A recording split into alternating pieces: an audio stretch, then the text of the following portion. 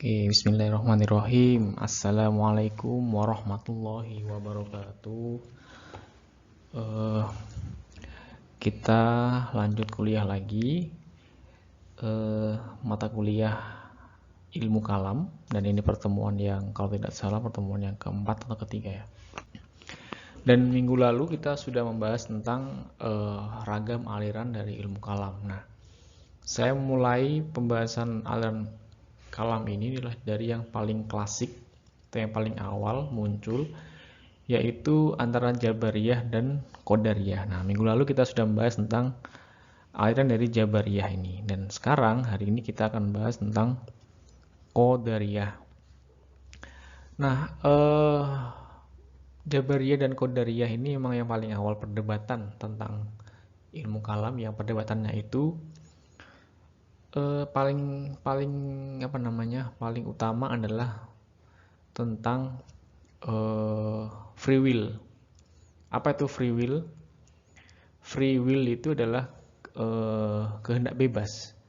Jadi manusia itu sebenarnya, pertanyaan mendasarnya adalah bahwa manusia itu sebenarnya mempunyai kehendak bebas nggak sih? Punya free will nggak sih? Atau kita itu sebenarnya sudah ditentukan nasibnya antara jaber dan ikhtiar. Kita tuh punya ikhtiar nggak sih untuk memilih sesuatu? Nah, kalau Jabariyah, mereka berpaham bahwa manusia itu tidak punya free will atau kehendak bebas. Nah, sedangkan Qadariyah ini sebaliknya, justru manusia itu murni mempunyai kehendak bebas, memilih jalan yang ia tentukan sendiri, tanpa ada campur tangan dari Tuhan. Itu kesimpulannya. Tapi kita lihat dulu nanti penjelasan selanjutnya. Oke, pengertian aliran Qadariyah ini. Qadariyah ini berasal dari bahasa Arab, yaitu qadaro, yang artinya kemampuan dan kekuatan. Qadrun, qadaro, qadaro yakdiru, takdiron.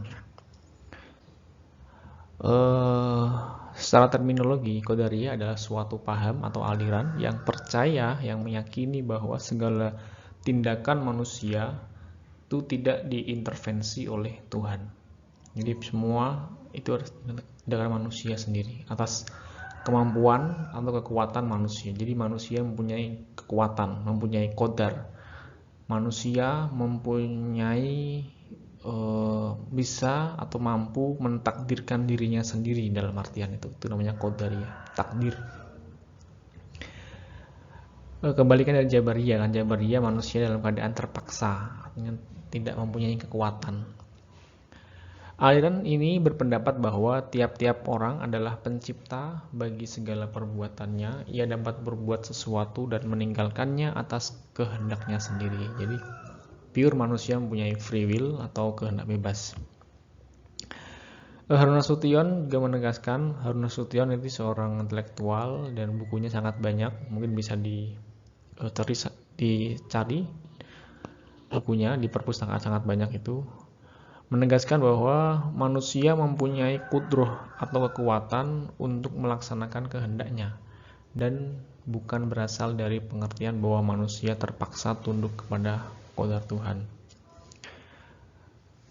Oke, jadi manusia punya pilihan, pada intinya itu mempunyai kudroh atau kekuatan untuk melaksanakan kehendaknya sendiri. Jika hari ini kita sudah makan misalnya, nah makan itu adalah kehendak kita, bukan kita hari ini ditakdirkan Tuhan untuk makan dan kita tidak bisa memilih makan atau tidak misalnya. Itu salah satu bentuk ini, aliran Qadariyah, yaitu manusia itu punya kekuatan untuk mentakdirkan dirinya sendiri mau jadi apa, mau kemana, mau ngapain. Itu aliran dari Qadariyah. Sejarah aliran Qadariyah. Aliran Qadariyah ini didirikan dan muncul pada tahun 70 Hijriah dengan berbagai versi yang memperdebatkan mengenai tokoh-tokoh pemulanya ini.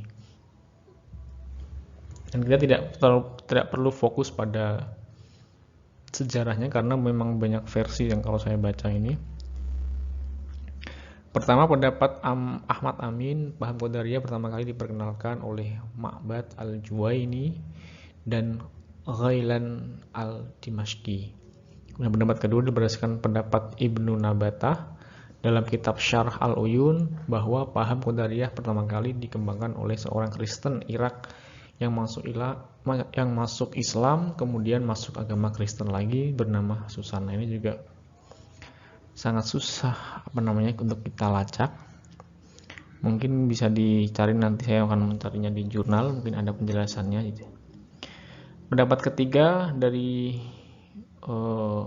W. Montgomery Watt, ini juga seorang intelektual yang sering jadi rujukan dalam kajian-kajian sejarah Islam, menyatakan bahwa paham Qadariyah ditemukan dalam kitab Ar-Risalah karya Hasan al-Basri. Pendapat ini menjadi perdebatan panjang dalam kalangan ulama apakah Hasan al-Basri Qadariyah atau tidak, karena Hasan al-Basri terkenal sebagai seorang tokoh sufi tasawuf pada awal kan. Nah,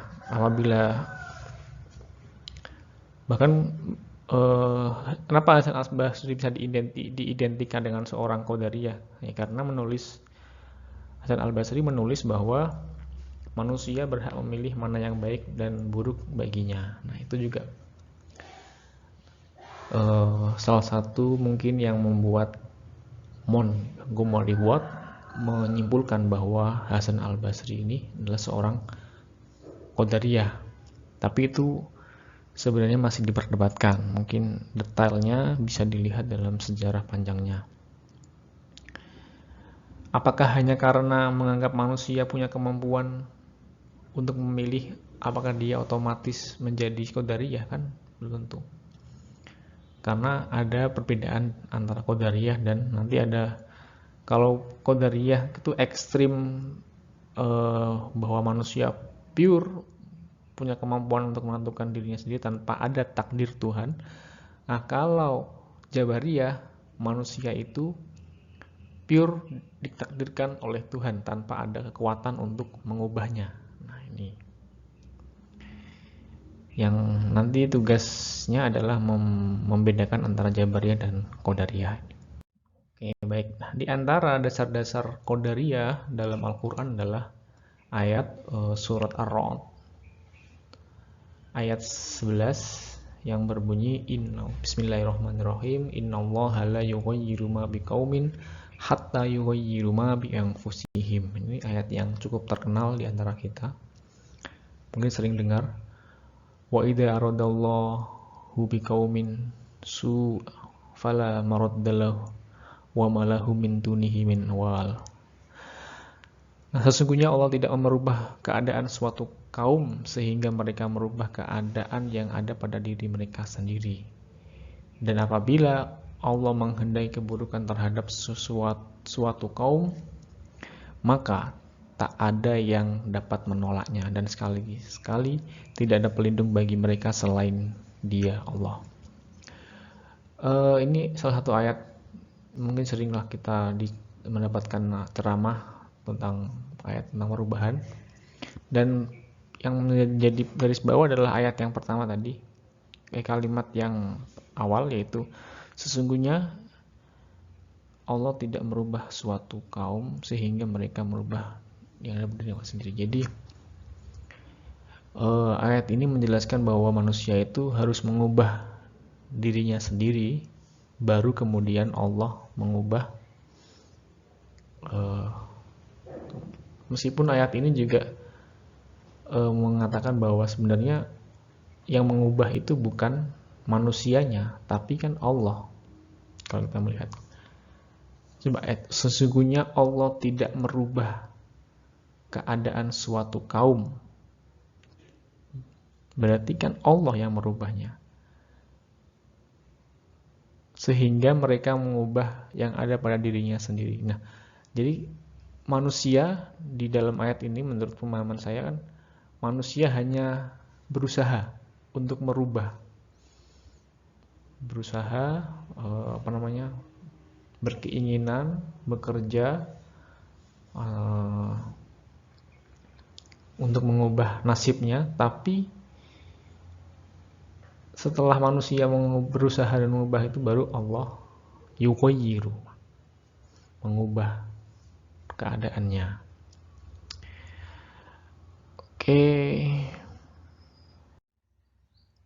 ini ayat selanjutnya yang menjadi dasar dari Qadariyah adalah adanya kebebasan dalam kepada yang diberikan Allah kepada manusia. Itu ayat ini, wa qulil haqqu mir rabbikum faman syaa'a falyu'min wa man syaa'a falyakfur. Al-Kahfi ayat 29. Dan katakanlah kebenaran itu al-haqqu mir rabbikum. Kebenaran itu datangnya dari Tuhanmu. Faman syaa'a falyu'min. Maka barang siapa yang ingin beriman, maka hendaklah ia beriman, dan wa man syaa'a falyakfur. Dan barang siapa yang ingin kafir, maka biarlah ia kafir. Artinya manusia bisa memilih mau beriman atau mau mengingkar. Nah, itu dalil yang dijadikan sebagai dasar bahwa manusia itu sebenarnya mempunyai free will atau kehendak bebas memilih, ikhtiar. Oke, yang terakhir, doktrin paham Qadariyah. Pertama adalah doktrin itu artinya ajaran. Jadi ajaran dari paham Qadariyah pertama adalah manusia mempunyai daya dan kekuatan untuk menentukan nasibnya, melakukan segala sesuatu yang diinginkan baik dan buruknya. Maka menurut aliran ini, surga atau neraka yang didapatnya bukanlah takdir Tuhan, melainkan atas hasil dari kehendaknya atau dari perbuatannya sendiri. Untuk ajaran ini, yang kedua adalah takdir merupakan ketentuan Allah terhadap alam semesta sejak zaman azali, yaitu hukum yang ada dalam Al-Quran disebut sebagai sunnatullah. Yang ketiga, secara alamiah manusia mempunyai takdir yang tak dapat diubah. Jadi meskipun manusia itu mempunyai kemampuan untuk mentakdirkan dirinya, tapi manusia juga mempunyai takdir yang tak dapat diubah. Seperti apa? Yaitu seperti mengikuti hukum alam itu sendiri. Misalnya tidak memiliki sayap untuk terbang, dan banyak sebenarnya. Manusia itu mengubah takdirnya tidak, misalnya kematian itu kan tidak dapat diubah kan, dan segala sesuatu atau semua manusia itu pasti mati, dan manusia tidak mampu menolaknya karena itu adalah bagian dari sunnatullah. Tumbuh misalnya kan, manusia tidak tumbuh, tetapi manusia memiliki daya dan untuk mengembangkan pemikiran dan daya kreativitasnya.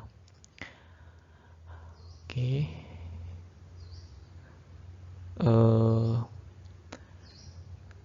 Jadi meskipun apa yang salah dengan, kan kayaknya kita juga selama ini berpahaman bahwa kita ini dalam memiliki kehendak bebas kan untuk menentukan takdir kita sendiri kan. Tapi mungkin yang paling ekstrim dari aliran Qadariyah ini adalah beberapa pandangan. Memang pertama, memang takdir Tuhan itu tidak tidak ada intervensi takdir Tuhan dalam hidup kita kan. Itu yang mungkin yang perbedaannya kan. Jadi pure kalau ada orang itu kaya, orang itu miskin, itu benar-benar adalah karena usahanya, karena ikhtiarnya, bukan karena takdir Tuhan. Itu salah satu dari bentuk Qadariyah berbeda. Ada juga yang tengah-tengah nanti kan. Nanti ada an-manzil bainal manzilatain, yang tengah-tengah. Dia percaya adanya takdir Tuhan dalam kehidupannya, tapi juga percaya adanya kemampuan manusia untuk mengubah takdir itu atau mengubah nasibnya sendiri. Nah, ini menjadi menarik nanti kalau ada diskusi di antara kita. Oke. Nanti saya tunggu diskusinya. Semoga disimak, dan tugasnya adalah untuk membuat perbedaan mendasar antara paham Jabariyah dan Qadariyah. Oke. Saya akhiri, wassalamualaikum warahmatullahi wabarakatuh.